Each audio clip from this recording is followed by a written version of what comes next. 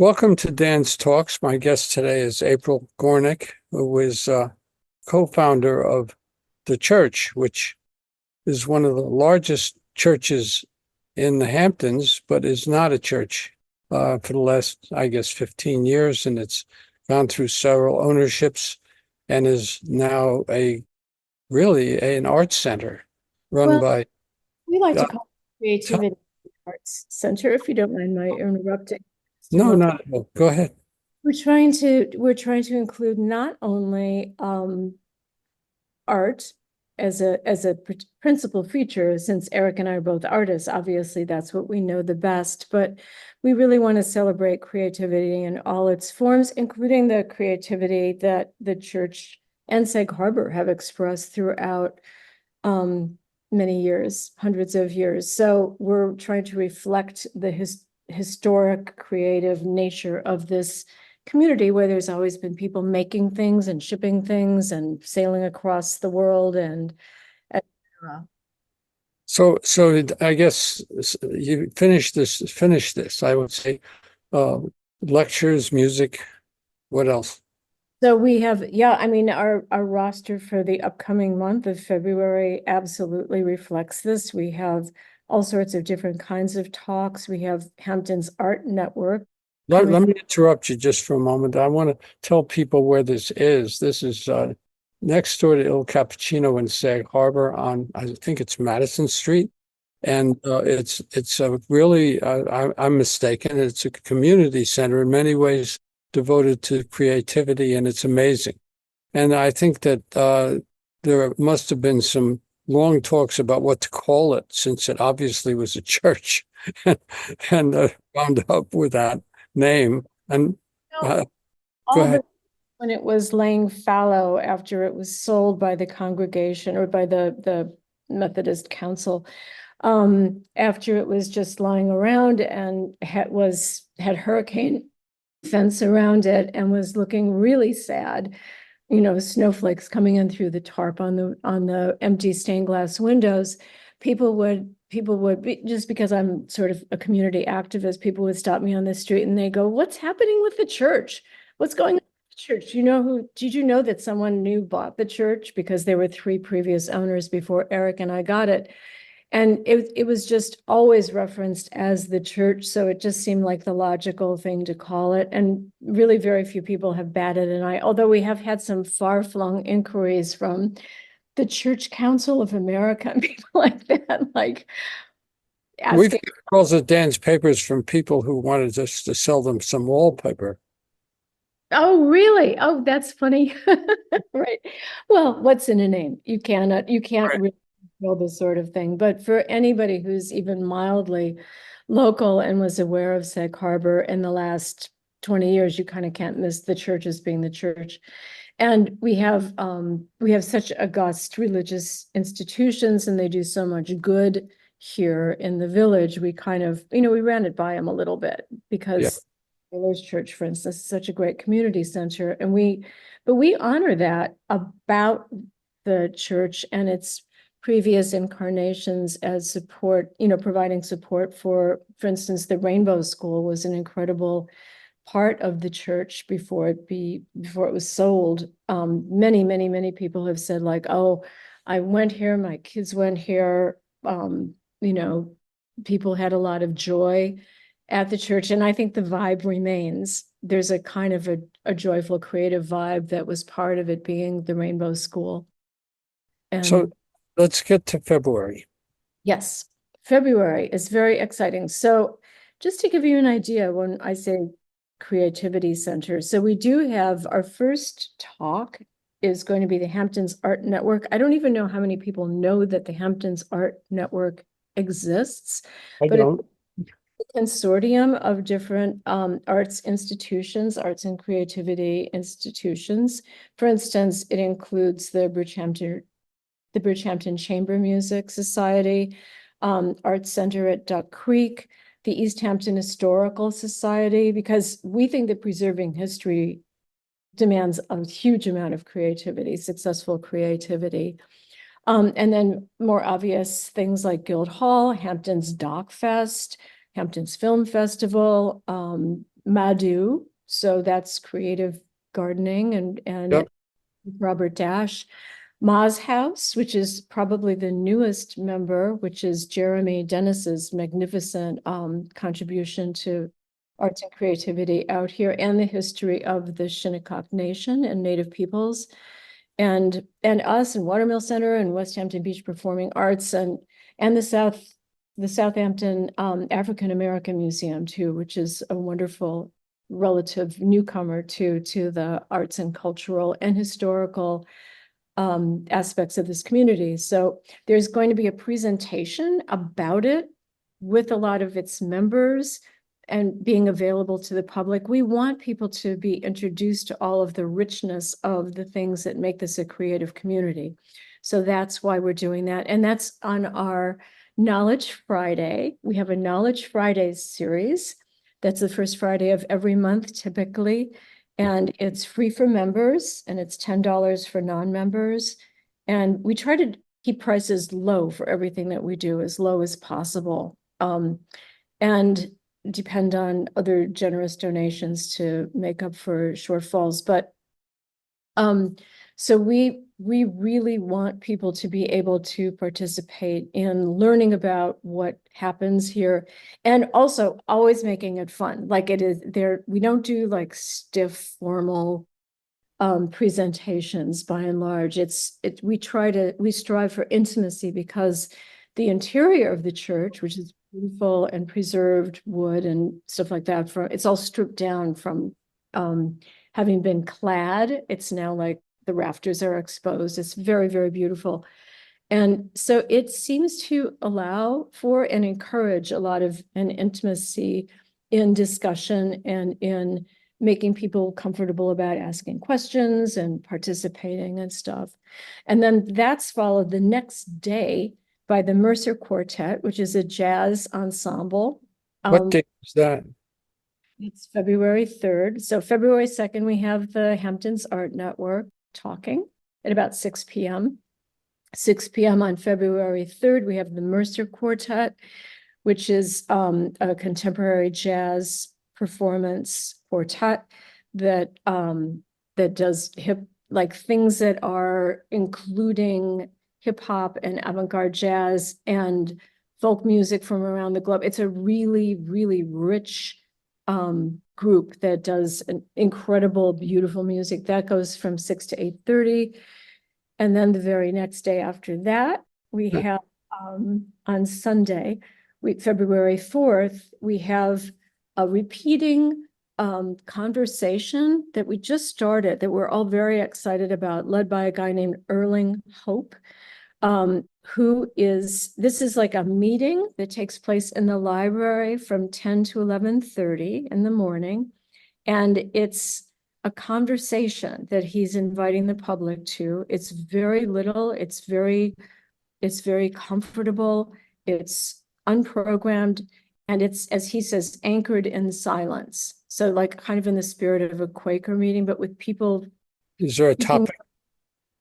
Yes, today, February 4th's question is, how can I maintain respect and cultivate curiosity with the people I agree with? How great is that? Nice. Kind of a way of approaching diversity and dissent, but with a very, very gentle, meditative way of looking at it.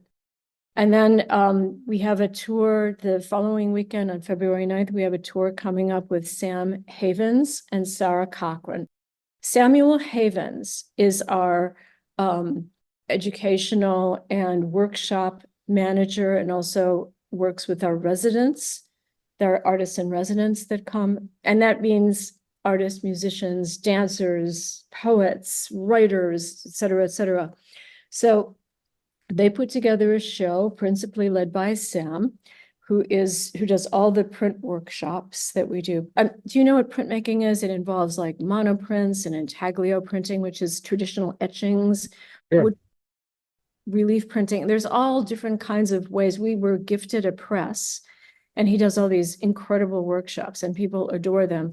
So he put together this show called Master Impressions, which are artists that were significantly out here, lived out here, had a connection to out here, visited frequently, and made work. And they're on view now. That's our current exhibition.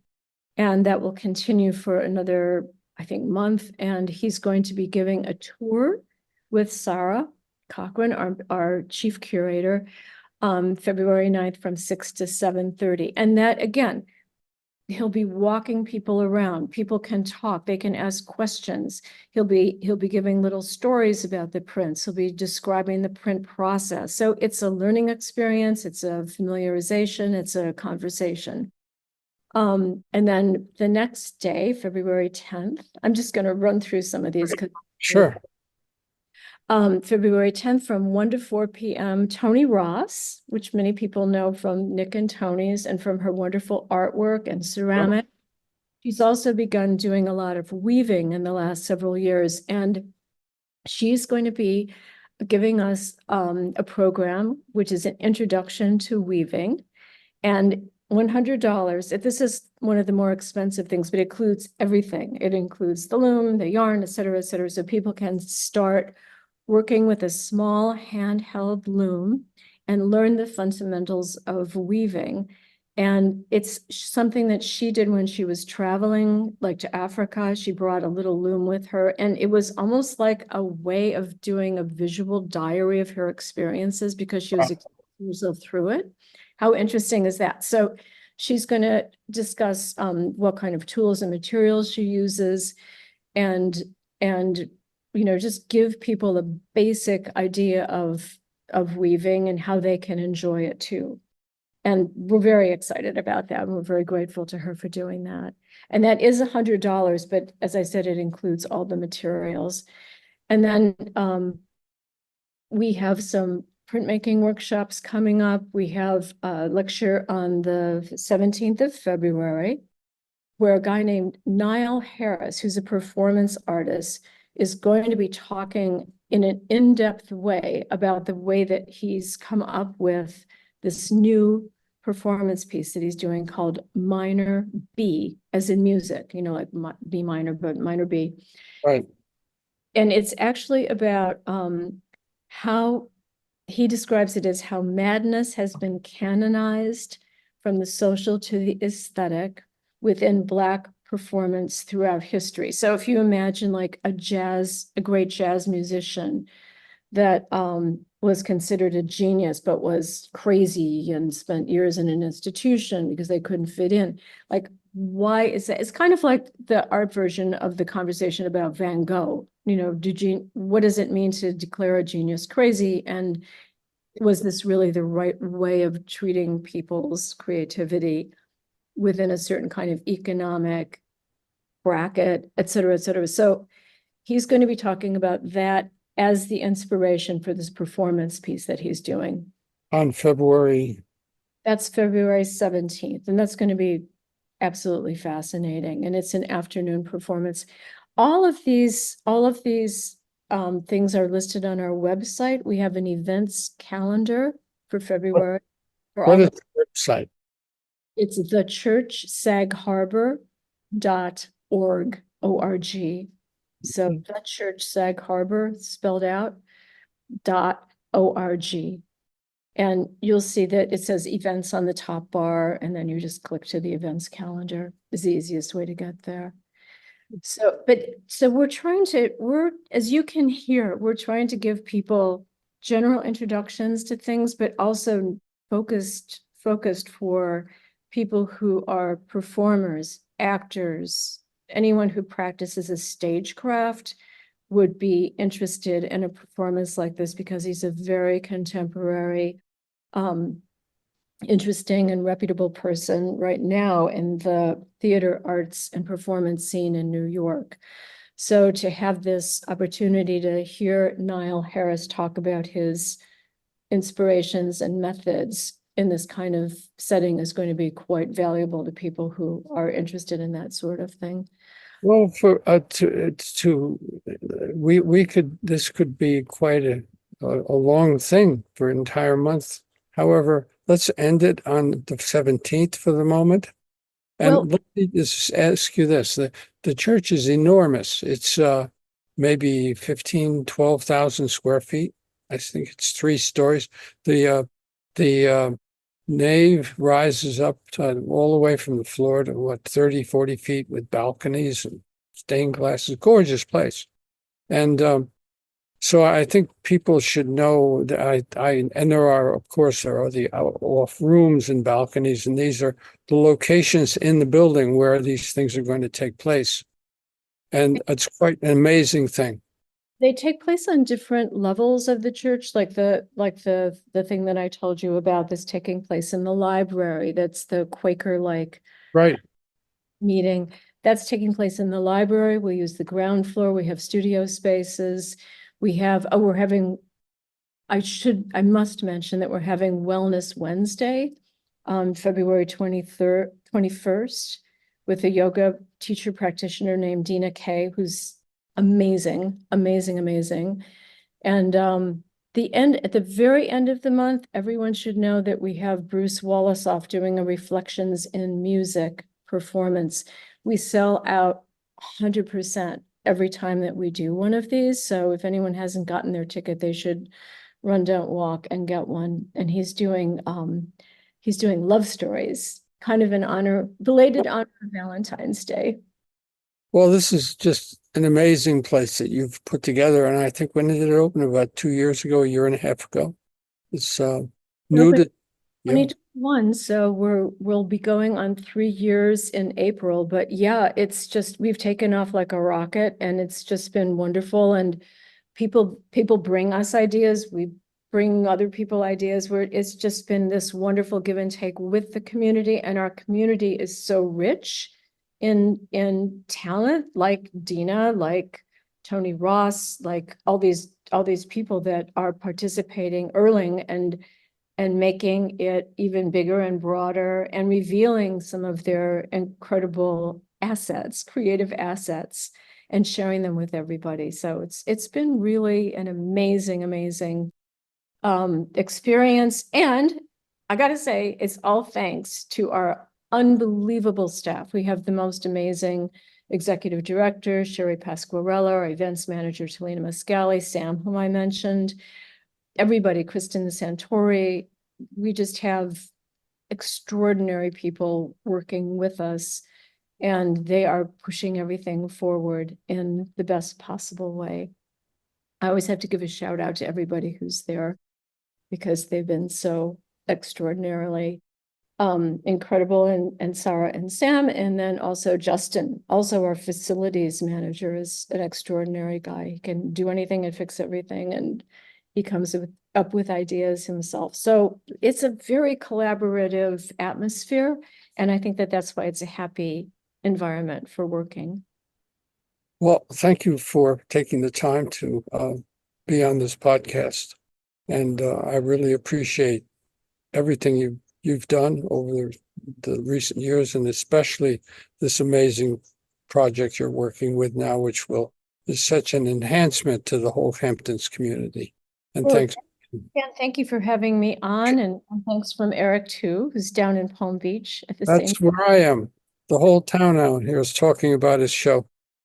Yeah. I forget the name of the venue.